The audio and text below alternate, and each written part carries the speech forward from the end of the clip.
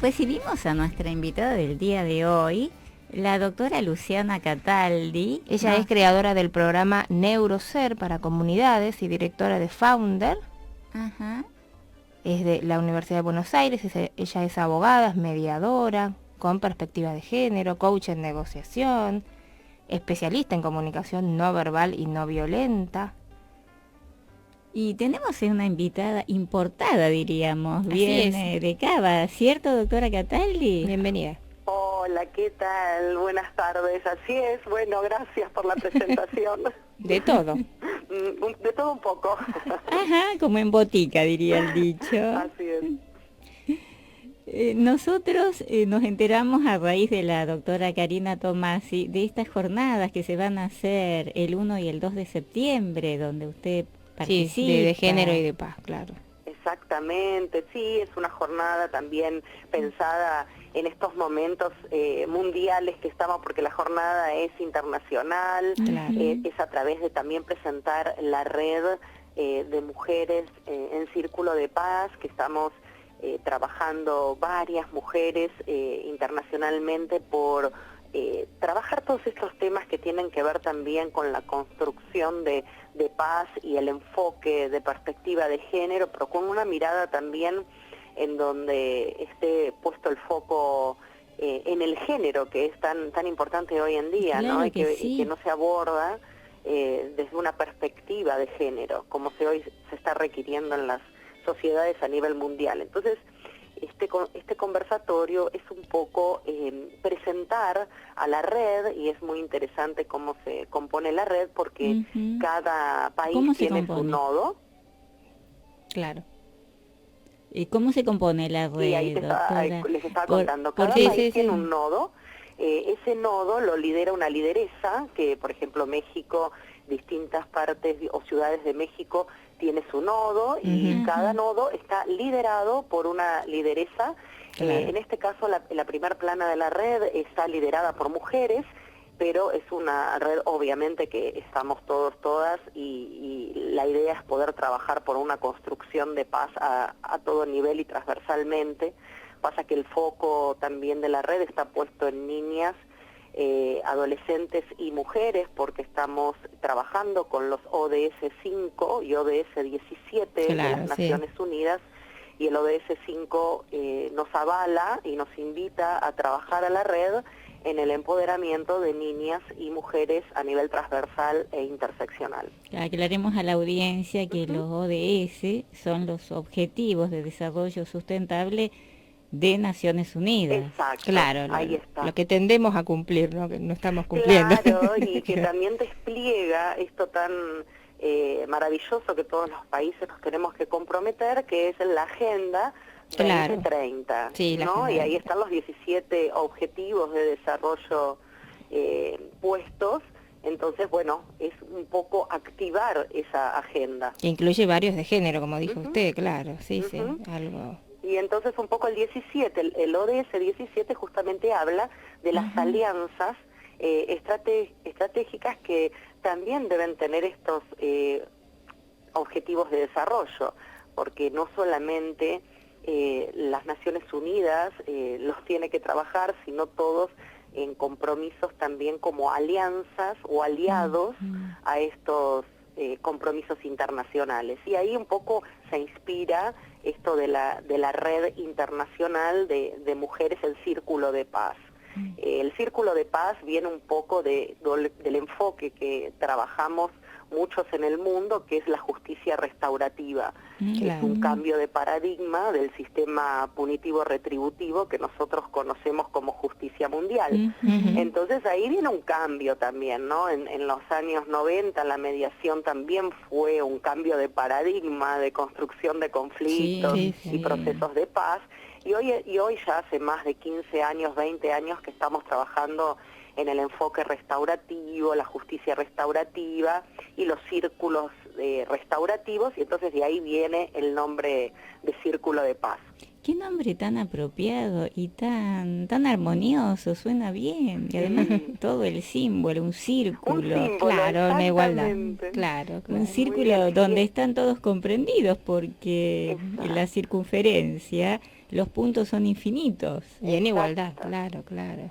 Muy bien, sí, esa es la idea de sentarse en círculo nuevamente a dialogar nuestros conflictos y lo que suceda dentro de una comunidad, como hacíamos en nuestros tiempos y nuestros pueblos originarios, no Claro, solamente sí. de la Argentina, sino los pueblos originarios del mundo. Entonces, es un poco también volver, imagínense que la justicia restaurativa inicia en Nueva Zelanda, en los pueblos canadienses. Entonces ahí era muy fuerte el pueblo originario y tenían que poner ambas justicias, las que conocemos mundialmente, pero también todo el espíritu de una justicia mucho más restaurativa, de sentarse a dialogar, de sentarse en círculo, como bien vos decías recién, ¿no? Sí, Esta aquí forma de distantes dialogar. todos del centro, como fumando la pipa de la paz. Exacto, exacto. Y eso hace que las comunidades, al sentarse de esa forma en donde todo, o sea, al distribuir el espacio de una forma pacífica, ¿sí? Nosotros estamos acostumbrados a distribuir el espacio desde una simetría, por ejemplo, como es la escuela, donde uno mira la nuca de su compañero. Sí, y si tipo vamos a máquina de escribir, como el teclado antiguo, Exacto, una línea detrás de la otra. Son estructuras asimétricas en las cuales no invitan a poder dialogar, mirarnos, como vos bien decías antes, sentarnos. Asimétricas y jerárquicas, además. Jerárquicas, exacto, porque hoy en día a lo mejor obviamente ya el maestro, maestra, profesor, profesora no está en un pedestal dando la clase, pero no hace mucho tiempo atrás era así también, ¿no? Esa jerarquía. Hasta un pedestal literal a veces tenían las escuelas, el pequeño toconcito de madera, claro. Está todavía. Exacto. En algunas auditorios. Una capacitación se ve también, ¿no? Muchas veces nos hacen subir al escenario. Claro, sí. Así es. Así que bueno, un poco es cambiar esas estructuras y el tema del círculo viene desde ese lugar y también mundialmente vamos haciendo nuestros círculos, nuestras alianzas y nuestros compromisos y entonces es muy lindo la unidad y en el conversatorio también lo pensamos justamente en estos tiempos de acompañamiento, porque hay que tener en cuenta que, bueno, el conversatorio es el 1 y el 2 de septiembre. ¿Usted lo inaugura, doctora? ¿Cómo? ¿Usted lo inaugura? Lo vamos a, sí, se inaugura, hay una inauguración a las 10 de la mañana y después ya empiezan los paneles y empiezan los talleres individuales, con muchos, por suerte, muchos invitados también que se prestaron a hacerlo gratuitamente y voluntariamente. Y lo lindo del conversatorio es que va a tener también sorteos online, o sea que vamos a sortear capacitaciones, sesiones de distintos tipos que cada profesional brindó. Después vamos a sortear también un café virtual con los panelistas que el público desee charlar, una charla de 20 minutos, así que muy muy entretenido e innovador. Y con miradas de distintos lugares, porque he podido ver que hay gente de México, de los nodos de España, de los de Dominicana. De España, también tenemos de Italia. De Irán creo que vi a alguien. Sí, después también tenemos de República Dominicana, y después también, bueno, Perú, que también es muy importante, ahí está nuestra lideresa también, Sara Diestro, en República Dominicana está Raíza, bueno, hay, la verdad que es muy completo y también están los varones que nos van a dar 2 talleres y 3 talleres, porque el cierre también es de una persona, bueno, es argentino, y va a estar muy, muy, muy bueno porque nos va a hacer trabajar, por ejemplo, porque el concepto de paz no es solamente de construcción de paz desde distintos espacios, sino también mirarnos un poco cuánto nosotros tenemos que trabajar nuestra paz interior también, ¿no? Para poder brindar paz. Sí, por supuesto. Exacto, entonces cierra, el evento Albert Ravenstein, que es una persona que trabaja con todo lo que es la vibroacústica, tomar el instrumento de la voz como un instrumento creador, así que nos va a hacer cantar de forma, así que va a ser todo un desafío, Además, volviendo a las Naciones Unidas, una de las frases más comunes que han dicho es que la paz comienza en la mente de las personas, así como la guerra. Obvio, que es interesante ese concepto también, porque muchas veces nos dejamos sin mirarnos, no nos observamos, y cuántas de estas cuestiones que generamos una violencia interna que después se traslada también a los entornos. Entonces es muy importante empezar a hablar de la paz transversalmente, ¿no? Y a todo nivel. Así que esta es un poco la idea también de poder tener todas esas miradas y sobre todo la mirada del género que hoy en día nos interpela a todos los profesionales de distintas áreas a empezar a trabajar desde una perspectiva de género. Y más desde el punto de vista del derecho, doctora. Usted es sí, abogada sí. y psicóloga, ¿cierto? No, soy abogada. Claro, ella es coach también. Soy, es parecido. parecido. Trabajo todos temas de comunicación no violenta, claro, y mediación y facilitadora de procesos restaurativos, pero todo tiene que ver con formaciones jurídica. Dentro del cambio de justicia también del modelo, ¿no? Claro. ¿Qué la motivó, doctora, a ser abogada? ¿Ya tenía en mente este germen de la paz? Sí, porque en realidad yo nunca pude, me encantaba la profesión, me encantaba el derecho, pero no desde el lugar de ir a tribunales, claro, de hacer juicios. Claro, confrontación violenta. La litigación común. Siempre que lo estudié con un perfil de la construcción de paz, con un perfil de la resolución pacífica de conflictos, de los derechos humanos. Viví un tiempo en Estados Unidos, trabajé en las Naciones Unidas, en la sección de UNIFEM en ese momento, hoy la conocemos como la parte, dedicada a ONU Mujeres. Pero una trayectoria impresionante, doctor, una experiencia, no cualquiera. Claro, todas experiencias que me fui encontrando también con este cambio, que el mundo también necesita esta mirada, como recién antes mencionabas, cómo necesitamos un cambio de perspectiva en nuestro poder judicial y en nuestra justicia mundial, no solamente aquí en la Argentina. Claro. Y entonces ahora con el correr de los años es como que se está materializando, por lo menos se está tratando de poner en práctica, en acción.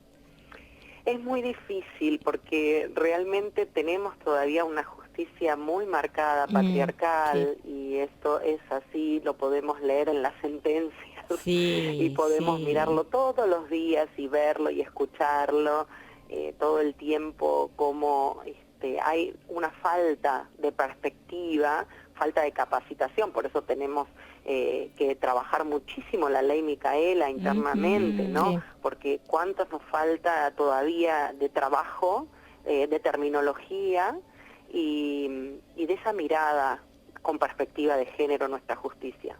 Y más en esta época de pandemia, donde se han incrementado los femicidios, o violencia por esa oscuridad, también, por ese intrafamiliar. Ese aislamiento forzoso. Es una situación muy complicada también la que se vive, a veces hasta el poco acceso a la justicia que hoy podemos tener. Acceso a la justicia es un derecho humano y entonces ahí uno se ve como que no puede ir a denunciar. A las mujeres es un tema que se está escribiendo muchísimo, esto es muy incipiente, pero se está escribiendo muchísimo con el COVID y la mujer en el COVID. Entonces se está trabajando y haciendo los estudios, ¿no? Porque esto va a dejar huella. Y comenzando, como hacen ustedes, doctora, con el derecho de acceso a la información. Porque si no se conoce, no se puede denunciar, no se puede reclamar. Un derecho que no se conoce, obviamente no se ejerce, no se pone en práctica. Exacto, y el conversatorio es un poco eso que vos bien decís de visibilizar, ¿no? Visibilizar y ver que esta realidad no es solo local, sino que es mundial. Eso es lo interesante de empezar a crear estos lazos sociales internacionales, lazos sociales comunitarios, porque ahí vemos que la realidad muchas veces de los niños, las niñas, adolescentes y mujeres es igual y transversal en un montón de realidades de otros países también. Claro, que no es fulanita, que a ella sola y que a lo mejor si lo digo me van a mirar mal, me da vergüenza. Es que a fulanita hay muchas más fulanitas que les pasa lo mismo, o fulanito. Por no dar nombres, no naturalizarlo. Claro, no naturalizarlo también esta cuestión, claro, porque hay esta falta de también de preparación muchas veces, y también lo digo desde el propio profesión de abogada, abogados, en el tratamiento de claro. todo lo que es este tema tan importante que hoy nos atraviesa, el tema como vos nombraste, de los femicidios, el tema de la violencia intrafamiliar y la violencia de género. Sí, Entonces, sí. ahí hay que empezar a ver cómo podemos abordarlos desde un lugar mucho más rápido muchas veces, pero también capacitándonos, porque no es un tema fácil No, en el cual uno diga 1 más 1 es 2 y claro. aplicamos, no, para nada. Y una violencia de género que no es solamente, como se malinterpreta, una violencia física, es una violencia psicológica, Económica, laboral, claro, económica, en todos los ámbitos se produce y sigue siendo de género. Exactamente, ahí es donde la gente todavía tiene que sensibilizarse y aprender que no estamos hablando de una violencia física o de sexual, género que es lo intrafamiliar que... estamos hablando de todas las violencias, o sea, la mujer siempre está en el medio de todas las violencias. Y tiene que ver también en el ámbito laboral, con los acosos laborales, los acosos sexuales dentro del trabajo también que recibe la mujer. Bueno, la mujer está atravesada por un montón de violencias y que tienen que ver con el género también. Aparte usted ha hecho estudios sobre mobbing, sobre bullying, que son figuras específicas, ¿no? Claro, porque muchas veces la violencia empieza en esas edades, por eso es tan importante también la ESI, aplicar la ley, Claro. porque ahí empezamos a trabajar el género desde las edades... Sí, con cuando capacidad van de a la escuela, que es comprender, lo más sí. importante, la construcción de ciudadanía infantil, Claro, para que del desde comienzo. pequeños sepan qué es y de qué se está hablando, y a veces se confunde, que se piensa que no va a ser una cuestión de sexual y nada que ver con lo que es la programación de la educación integral. Y no incurrir en ese paradigma, podríamos decir, de culpabilizar a la víctima. Exacto. Porque siempre justificando. Claro, no justificar la accionar violencia del agresor, claro. Claro, pero aparte que es interesante también que los niños y las niñas en edad escolar puedan saber y visibilicemos qué significa con adecuado lenguaje y saber qué es la violencia de género, cómo empieza la violencia ya en el noviazgo, desde tan tempranas edades, a veces a los 13, 14 años, estructuras ya de relaciones que se perfilan dentro de unas violencias, y entonces empezar a trabajar para sanear y para que los niños, niñas, adolescentes también tengan información. Claro, y que uno puede elegir no reaccionar de manera violenta ante un conflicto, porque a veces se cree que si uno no reacciona de una forma agresiva es como que es débil, o que es algo vergonzoso. Y Y también no. se van cambiando estructuras. Por ejemplo, yo en mi panel lo que voy a hablar justamente de estos mitos y estereotipos que muchas veces se forman desde muy pequeños, y que eso que nos enseñan y que estamos tan ligados a ese estilo y estereotipo del amor romántico. Entonces, a través de esa estructura, cómo es un disparador muchas veces de violencia, ¿no? Y eso a veces lo vemos en los cuentos tan infantiles que nos empiezan a relatar y a contar, y en esas diferencias del nene y la nena, y lo que puede hacer el varón y lo que puede hacer la niña, y ahí ya se empiezan a dar estructuras asimétricas de poder. Sí, desde el inicio, desde el vamos, podríamos decir. Entonces, un poquito es visibilizar y desnaturalizar para realmente desaprender violencia y poder aprender una cultura de paz donde podamos vivir todos, todas. Ya lanzamos el propósito, claro, ya damos un paso más en este camino hacia la no violencia. Y le agradecemos muchísimo su participación en este programa, doctora. Muchas gracias a ustedes por haberme llamado y también interesarse y ser parte y dar difusión, porque muchas veces el gran Galeano decía, la violencia mueve millones y la paz no mueve un peso. Claro. Entonces yo siempre uso, muy acertado, lo parafraseo, porque digo, ¿cómo estamos impregnados de tanta violencia que mueve tanto dinero, ¿no? Y cuando queremos hablar de paz parece que tenemos que pedir permiso. Sí, es inconcebible. Quedamos a disposición, doctora, cualquier información que usted quiera brindar a través de nuestra página, de nuestro programa. Muy bien. Y le agradecemos también a la doctora Karina Tomás, sí, que nos hizo esta conexión tan amorosa. Sí. Y ahí estamos como, eso es lo que yo digo siempre, ¿no? Tejiendo redes. La red. Nuestro representante regional de La Paz y el Círculo de Paz es ella. Así que la bueno, conoce esa es la sabe. idea. Muchas gracias y invito obviamente a toda la audiencia que se puedan registrar en Eventbrite, que es la página donde se van a registrar para entrar en el conversatorio el día 1 y 2 de septiembre, y ahí después le entregaremos el link de la sala para que puedan asistir, y totalmente gratuito. Muchísimas gracias, doctora, y seguimos gracias a en ustedes contacto. por interesarse y estamos en contacto. Muchas gracias, doctora. Hasta luego. Hasta luego.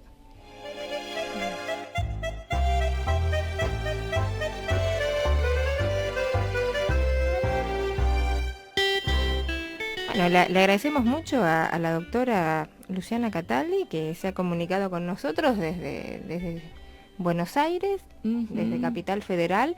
Nos ha invitado a todos a este conversatorio de género y de paz, que como ella bien mencionó, se va a llevar adelante el 1 y 2 de septiembre.